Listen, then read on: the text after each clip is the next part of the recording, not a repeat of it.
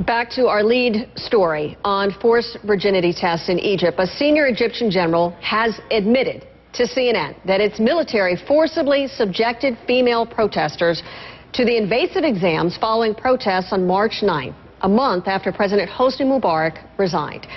The military calls them virginity checks. The international community considers it sexual assault and torture. Egyptian journalist Mona Eltahawy, she is joining us from New York. She's a columnist on Arab and Muslim issues. And Mona, thank you for joining us. First of all, help us understand this. Can you explain what a virginity test is? It's basically a way to determine whether a woman is a virgin or not, and it usually depends on whether a hymen is in place or not.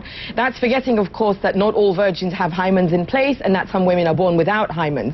But I think what goes to the heart of what happened there in Egypt, and that we have final confirmation of, is that the state is once more sexually assaulting women in Egypt, but this time it's under the council of the Supreme Military Council, whereas in 2005 it was the state under the guise of the Mubarak regime that began to deliberately target female activists and journalists with sexual assault. And the goal of both sexual assaults from the army and from the Mubarak regime is to humiliate women, to shame them into silence, and basically tell them, go home. Is this a common practice in Egypt?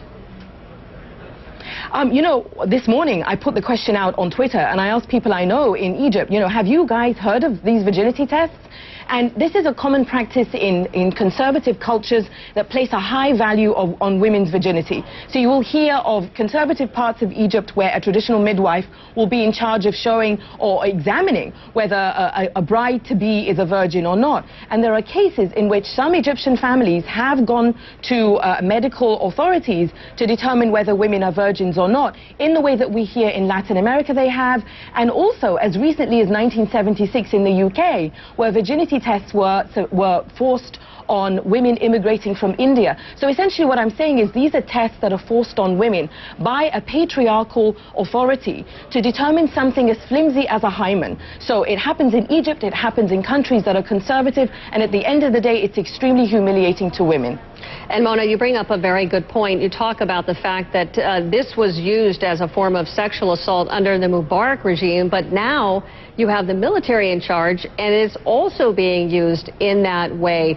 What is happening in Egypt? Has there been this revolution that we've seen that has occurred that has helped women in any way in terms of improving their rights or their status in society?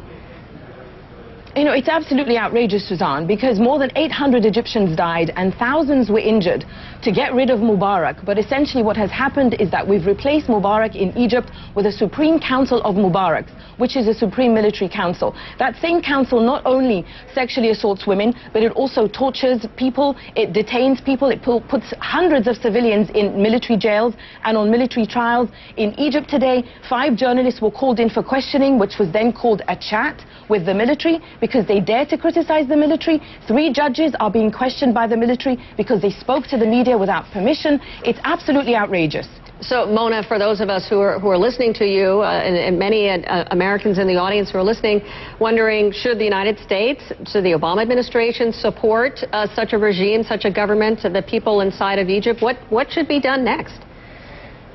Well, the United States gives Egypt $1.5 billion in aid every year. $1.3 billion of that aid goes to the Egyptian military. So here's something that President Obama can do. He can pick up the phone and say, if you want to continue seeing those $1.3 billion, then let's talk about human rights violations by the Supreme Military Council, about what you're doing to Egyptian revolutionaries, about the shameful sexual assaults on Egyptian women, but more importantly about why it's absolutely imperative that Egypt, basically Egypt goes to civilian leadership and gets rid of military leadership finally. We've been under military leadership in Egypt since 1952, and military leadership is essentially a patriarch that violates everybody.